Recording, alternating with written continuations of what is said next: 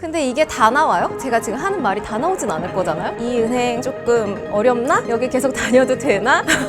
제 일은 저는 영업점에서 3년, 그리고 신규 사업부에서 2년, 그리고 인사부로 오게 됐어요. 연수 업무했고 노사협력 업무 한 5년 정도, 지금은 이제 채용부에서 채용 업무를 하고 있어요. 제가 2010년에 입행을 했는데요. 당시에 제가 좀 신기하다라고 생각했던 경험이 있었습니다. 제 주변 친구들은 입사하기 전에 건강검진을 다들 받더라고요. 근데 저는 최종 합격 통보를 받았는데 건강검진 받으러 오라는 얘기를 안 하는 거예요. 이 은행 조금 어렵나? 여기 가도 되나? 라는 생각이 들기도 했었습니다. 근데 연수를 받으러 가서 채용 담당자분께 한번 여쭤봤더니 우리 조직은 개인의 질병이나 건강상의 이유로 차별을 하지 않는다고, 그래서 채용 확정 전에 건강검진을 안 한다고 하시는 거예요. 그런 면역질환이나 사회적으로 봤을 때 좀 편견을 가질 수 있을 만한 그런 질환을 가진 직원분들도 실제로 근무하고 있다고 하시더라고요. 사실 회사 입장에서는 건강상의 문제가 있다면 그런 걸 가지고 채용 여부를 결정할 수도 있거든요. 스탠다드 차타드는 벌써 15년도 훨씬 전부터 이런 철학을 가지고 직원들을 대하고 있었다는 것에 굉장히 감명을 받았고, 우리는 좀 다른 기업들이랑 생각하는 결이 좀 다르네? 제가 신규 입행자들을 대상으로 연수를 4년 정도 했거든요. 근데 여기 연수에서 가장 먼저 다루는 내용이 우리 조직 문화의 가장 근간이 되는 정신인 D&I, 다양성과 포용성이거든요.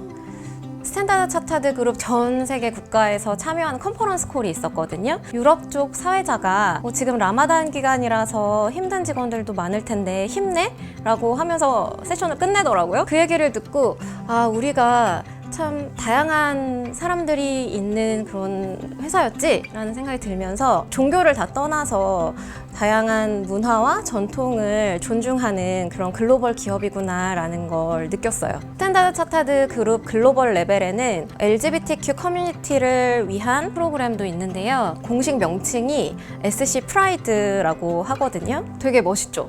이거 말고도 장애 인식 개선을 위한 프로그램도 있는데요. 정신적인 장애도 여기에 포함이 되거든요. 얼마 전에 회사 인트라넷에서 싱가포르에서 근무하는 ADHD 싱글맘이 인터뷰한 영상을 보게 됐었는데, 우리 조직 내에서 본인의 이러한 특별한 기질이 어떻게 인정받고 퍼포먼스를 내고 있고 조직에 기여를 하고 있는지, 저는 이거 보고 굉장히 큰 감명을 받았거든요. 그래서 한편으로는 저도 모르는 사이에 편견을 갖거나 편협함이 있진 않았는지 좀 반성하게 되는 계기가 되기도 했었고요. 그리고 채용 담당자로서 좀 더 포용적인 시각과 태도를 가져야겠다라고 생각하게 된 계기가 되기도 했었어요.